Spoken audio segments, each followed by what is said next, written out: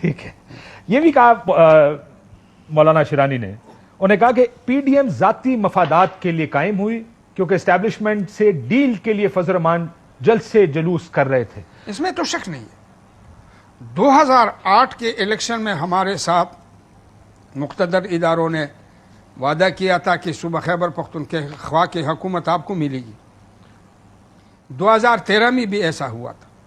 2013 میں اور 2018 میں ہماری سیٹوں کی تعداد ایک ہے، لیکن 2013 میں مولانا فضل الرحمان صاحب 3 سیٹوں سے منتخب ہوتے ہیں تو وہ خاموش ہوتے ہیں، اور جب وہ اپنی سیٹ ہارتے ہیں ہمیشہ کے لیے ان کا طریقہ کار یہ رہا ہے کہ جس اسمبلی میں مولانا صاحب نہیں وہ جعلی ہوتے ہیں، اور جن اسمبلی میں وہ ہوتے ہیں وہ دیانتدار اسمبلی. کیا کبھی آپ نے سنا 2002 کے الیکشن میں مولانا نے، میں نے ایک بیان پڑھا ان کا، انہوں نے کہا یہ شفاف ترین الیکشن تھا تاریخ کا، لیکن چلو میں اس کے اوپر مزید آتا ہوں. آپ نے جلسے جلوسوں اور دھرنوں کی بات کی. مولانا صاحب 2 جلسے اور دھرنے لے کر اسلام آباد آئے، آپ نے کہا اسٹیبلشمنٹ کے کہنے پر کیا. آپ زیادہ معلومات تو میں اس پائے کا آدمی نہیں ہوں کہ اسٹیبلشمنٹ سے بھی میں قریب رہا ہوں اور سیاسی جماعتوں سے میں قریب رہا ہوں، لیکن کسی ایک مجلس میں بھی اس پر مشاورت نہیں ہوئی ہے کہ کراچی سے آپ مارچ شروع کریں. پہلے آپ دیکھیں، یہ دانلی کے خلاف تھا، یہ تحریک دانلی کے خلاف تھا. اچانک تبدیل ہو گئی، عنوان تبدیل ہو گیا، ختم نبوت کے عنوان سے آ گیا. اچانک یہ ختم نبوت کا عنوان تبدیل ہو گیا اسی وجہ سے کہ پیپل پارٹی نے کہا کہ ہم مذہبی کارڈ استعمال نہیں کرنے دیتے، تو یہ عنوان تبدیل ہوا اور اس عنوان کو آزادی مارچ کا نام دیا گیا. پھر کراچی سے مارچ شروع ہوا. پی ڈی ایم کہاں ہے نہیں معلوم ہو رہی ہے، نہ مسلم لیگ معلوم ہو رہی ہے، نہ پیپل پارٹی معلوم ہو رہی ہے. اور میں نے ایک مرتبہ عذرائے مزاح کہا کہ مولانا کے محترم آصف علی زرداری صاحب قابل قدر، جو انہوں نے کہہ دیا کہ ہماری دعائیں آپ کے ساتھ ہیں. مولانا صاحب کو کہا اور جمعیت علماء اسلام کے جلوس اور مارچ کو کہا کہ ہماری دعائیں آپ کے ساتھ ہیں. تو میں نے کہا حضرت دعائیں تو ہم لوگوں کو کرتے ہیں، آپ میدان میں آ جائیں تاکہ آپ کے میدان کا ہمیں فائدہ ہو. تو یہ ایسی ہی کسی ایک ادارے میں اس مارچ کا اجازت نہیں لیا گیا، کسی ایک جماعت کے اندر. لہٰذا لیکن میں نے پڑھا اس میں کہیں کہا گیا کہ جی ورکر کہاں کام کرے گا، ورکر کے لیے اتنی مشکل ہوگی. تو اس کا بھی جواب، تو میں نے سنا کوئی آڈیو کلپس ہیں کسی کے پاس، کیا آڈیو کلپ ہے حافظ حسین احمد صاحب کے پاس دھرنے کے حوالے سے؟ میرے خیال میں اس کی بھی میں گزارش کروں گا کہ حافظ صاحب چونکہ عمر میں بہت بڑے ہیں، وہ مولانا فضل الرحمان صاحب سے بھی بڑے، اور ان کا میڈیا کے حوالے سے بھی اچھا رسپانس اور اچھا تجربہ ہے. تو بعض باتیں ایسے ہیں کہ وہ خود وہ وضاحت کر سکتے ہیں، میں ان کی کما حق وضاحت نہیں کر پاؤں گا کیونکہ اچھا آپ اس کی بات نہیں کرنا چاہتے. یہ بتائیں عمران خان صاحب سے آپ کی مشترک چیزیں کیا ہیں؟ یہ آپ ذہن میں رکھیں کہ ہم عمران خان کی حکومت میں ہمارے اور تحریک انصاف کے رابطے ہوئے تھے، لیکن اس وقت چونکہ وہ حکومت میں تھے ہم ساتھ نہیں دے رہے تھے. اور یہ بھی آپ کو عرض کروں کہ ایسی کوئی انقلابی ذمہ دارانہ باتیں اس کے دستور منشور میں نہیں ہے، لیکن حالات کے تناظر میں جب انہوں نے 3-4 باتوں کا اعلان کر دیا. سب سے پہلے انہوں نے آزاد خارجہ پالیسی. تو ایک قوم تب زندہ رہ سکتی ہے جس کے خارجہ پالیسی آزاد ہو، ورنہ یہ قوم غلام ہی رہیں گے. دوسرا اس نے ریاستی مدینہ کی بات کی، اس کے اوپر بھی آپ کا اتفاق ہے کس طرح کی ریاست؟ ہمارے اتفاق اسی وجہ سے ہے ریاستی مدینہ کی کہ انہوں نے جو قدم اٹھائے، مثلا جمعیت علماء اسلام فضل الرحمان گروپ زرداری صاحب کی حکومت میں بھی برسر اقتدار رہے ہیں اور نواز شریف صاحب کی حکومت میں بھی برسر اقتدار رہے ہیں. انہوں نے وزارتی لیے ہے، انہوں نے، لیکن ہمیشہ کے لیے معاہدہ میں اسلامی نظریاتی کونسل کے سفارشات پر قانون سازی کا وعد وعید ہوا ہے، لیکن جمعیت علماء اسلام فضل الرحمان گروپ نے اس پہ لڑے نہیں ہے. وہ ہمیشہ کے لیے وزارتوں پہ لڑے ہیں، ہمیشہ کے لیے وہ اختیارات پہ لڑے ہیں، ہمیشہ کے لیے وہ کشمیر کمیٹی کے چیئرمینی پہ لڑے ہیں. اسی لیے بہت سارے لوگوں کو کھڈے لائن لگا دیا تھا پارٹی میں. حافظ حسین احمد صاحب کیونکہ بڑے ٹی وی پر آیا کرتے تھے، سڈنلی غائب ہو گئے ہو، کیا ہوا؟ وہ پارٹی کے ساتھ تعلقات ٹھیک نہیں ہے، تو آپ سارے لوگ کھڈے لائن لگ گئے تھے کیا؟ ظاہر ہے کھڈے لائن نہیں لگے تھے تو اور کیا تھی. آپ نے امریکہ مخالف بات کی. مولانا اتنے اینٹی امریکن ہیں خود, تو آپ ان کو چھوڑ کے امریکہ کے زیادہ اینٹی امریکن کیا عمران خان ہے؟ مولانا خود اتنے اینٹی امریکن ہیں. اینٹی اسٹیبلشمنٹ تھے تو آپ نے کہا وہ اینٹی اسٹیبلشمنٹ نہیں ہے, یہ تو مانتے ہیں کہ وہ اینٹی امریکہ ہیں. میرے خیال میں ایک زمانے تک ہم نے امریکہ مرد آباد ریلیاں بھی کی ہے اور ہم نے اینٹی امریکہ پالیسیاں بھی بنائی ہے.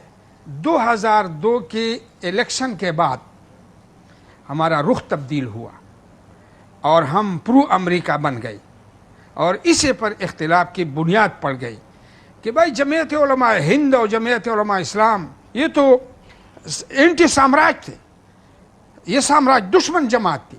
کیسے یہ 2002 کے بعد جو ہے آپ امریکہ سے پنگے بڑھا رہے ہیں, اور پالیسی کے طور پر نہیں کہ اگر پالیسی بنا دیتے جماعت تو پھر ہم مجبور ہوتے, لیکن پالیسی نہیں ہے, یہ ایک فرد واحد کا نظریہ ہے. تو مولانا صاحب چاہیں تو اینٹی امریکہ ہیں اور مولانا صاحب چاہیں تو پرو امریکہ, یہ آپ کہہ رہے ہیں؟ ہاں جی بالکل یہی. اور مولانا صاحب آپ کہہ رہے ہیں کہ آج کل, کیونکہ وہ وکی لیکس میں آیا تھا, میں تو اس کو ماننے کو تیار نہیں تھا کہ انہوں نے اس وقت کی امریکی سفیر کو کہا کہ مجھے, میرے خیال میں خط بھی بھیجا ہے اسی وقت مرکزی امیر صاحب اور اس کا بیٹا امریکی سفیر سے کسی لیے ملے ہیں؟ کیا کوئی بہت بڑا کام تھا امریکہ میں, یا کوئی ہم بہت بڑا امریکہ کے خلاف کوئی جنگ لڑنا چاہتے تھے؟ یہ تو ظاہر بات ہے. سو بالکل اینٹی امریکہ نہیں آپ نہیں رہا. ابھی جمعیت علماء اسلام جو فضل الرحمان گروپ ہے یہ اینٹی امریکہ نہیں رہا, یہ پرو امریکہ رہا. آپ یہ کہہ رہے ہیں کہ یہ جماعت جس کی میں تاریخ پڑھ رہا تھا, 600-700 صفحے کی کتاب پڑھ دی میں نے, جی جس میں ایک سازشیں تو بہت ساری ہیں, اس کے اوپر جائیں گے تو شاید 3 پروگرام کرنے پڑ جائیں گے کس کو کس وقت کیا کیا گیا. جی جی. لیکن آپ یہ کہہ رہے ہیں کہ وہ جو شروع کی سوچ تھی پارٹی کی وہ سب بدل گئی, اور موروثیت آ گئی, اب یہ خاندان کی پارٹی بن گئی ہے, آپ یہ کہہ رہے ہیں؟ جی جی بالکل ایک ہی خاندان کی پارٹی بن گئی ہے. اب یہ ہے کہ مرکزی مجلس عاملہ, مرکزی مجلس شورا, صوبائی عاملہ, صوبائی شورا, آپ حیران رہ جائیں گے. ایک مرتبہ ایک بہت بڑا پارٹی کا لیڈر تھا, بہت بڑا وکیل تھا, تو عوامی نیشنل پارٹی میں وہ ہوتا تھا. صوبائی جماعت نے اس کے خلاف فیصلہ کیا تو انہوں نے مرکز کو اپیل کیا, تو مرکز نے اس فیصلے کو برقرار رکھا. تو ہم نے پوچھا لالا کیا ہوا, تو انہوں نے کہا یار میں دھوکا ہوا, ایک بھائی کے خلاف دوسرے بیٹے کے خلاف باپ کو میں نے اپیل کیا تو نتیجہ وہی ہونا تھا. تو وہ صوبے میں ایک بھائی بیٹا ہے اور ضلع میں ایک بھائی بیٹا ہے, صوبے میں دوسرا بھائی بیٹا ہے اور تیسرا بھائی مرکز میں بیٹھا ہے, تو اپیل آپ کس کو کرتے؟ یہ ایک خاندان کی پارٹی نہیں ہے. اچھا صوبے کے پارلیمنٹ میں ایک بندہ اپوزیشن لیڈر اور مرکز میں بیٹا جو ہے وہ پارلیمانی لیڈر, تو آپ کی آواز کون سنی؟ ایک ہی خاندان ہے. اچھا صاحب یہ کہہ رہے ہیں یہ پارٹی بھی خاندانی, کیونکہ جماعت اسلامی اور ان کے بارے میں کہا جاتا تھا, لیکن مفتی محمود صاحب کے بعد تو یہ ظاہر ہے مولانا صاحب کا آنا ہے تو کہتے تو تھے موروثیت آ گئی ہے.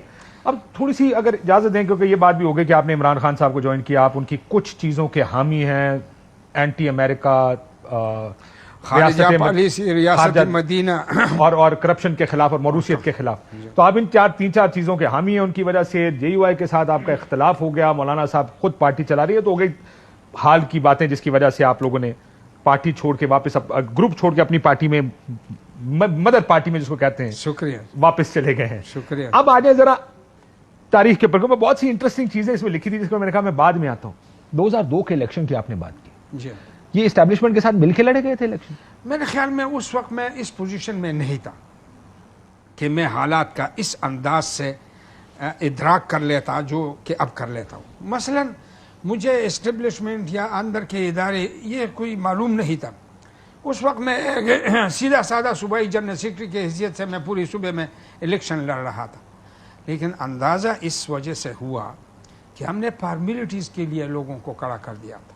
فارمیلٹی مطلب خانہ پوری کے لیے؟ خانہ پوری کے لیے, یعنی خانہ پوری کے لیے اسی وجہ سے کہ جب آپ اتحاد کریں گے تو اتحاد میں آپ کی سیٹوں پر لڑنے کا دورانیہ جو ہے وہ معلوم کرے کہ آپ نے کتنے لوگ لڑائے ہیں, تو ایک جماعت کا اندازہ حجم اس سے لگتا ہے. تو بعض لوگوں کو ہم نے اس انداز سے کھڑے کر دیے کہ وہ خود اپنے حلقے میں بالکل متعارف نہیں تھے. اور آپ کو بھی خیال تھا کہ وہ نہیں جیت سکتے؟ نہیں جیت سکتے, بس خانہ پوری کلیان میں وہ سب کے سب پاس ہو گئے اور وہ پھر منسٹر بن گئے اور وہ حکومت کے اہلکار بن گئے. تو اب مجھے کسی نے یہ واقعہ سنا, انہوں نے کہا کہ تاج الامین جب ایک وہ سائیکل پہ کسی کے خلاف اپنے نامینیشن پیپر یعنی اپنے کاغذات نامزدگی جمع کرانے جا رہے تھے. ایسے ہی میں شجاع الملک صاحب تھے اور آپ تھے. میں اس وقت دیر سے آیا اور مولانا شجاع الملک صاحب بیٹھے تھے اپنے دفتر میں, تو راستے پر آ رہے تھے, تو انہوں نے کہا کہ میں کیا کرتے, تو الیکشن لڑتا ہوں. تو انہوں نے کہا آ جائے جمعیت علماء اسلام کا, اور آپ نے ٹکٹ دے دیا. سائیکل پر سوار تھے اور وہ پھر جیت گیا بھی اور بہت بڑا